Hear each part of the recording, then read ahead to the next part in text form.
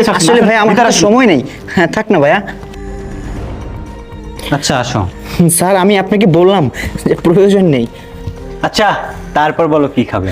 Sir তেমন কিছু লাগবে না, হ্যাঁ এক গ্লাস ঠান্ডা পানি আনলে হবে। এই ইপ্তি, ওর জন্য এক গ্লাস ঠান্ডা পানি নিয়ে আসো। আচ্ছা ঠিক আছে, আমি আনছি।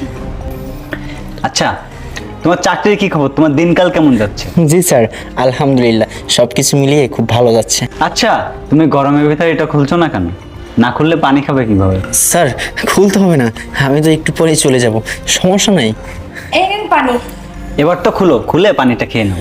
ও ঠিক আছে স্যার। কি ব্যাপার ইপ্তি, তোমার হাত কাঁপতেছে কেন?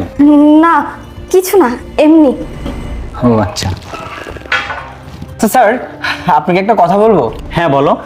এই যে আপনি প্রতি সপ্তাহে সপ্তাহে এত দামি দামি জিনিস অর্ডার করেন, এসব কার জন্য করেন? এগুলো আমি ওর জন্যই অর্ডার করি। আচ্ছা ওনার জন্য করেন? আচ্ছা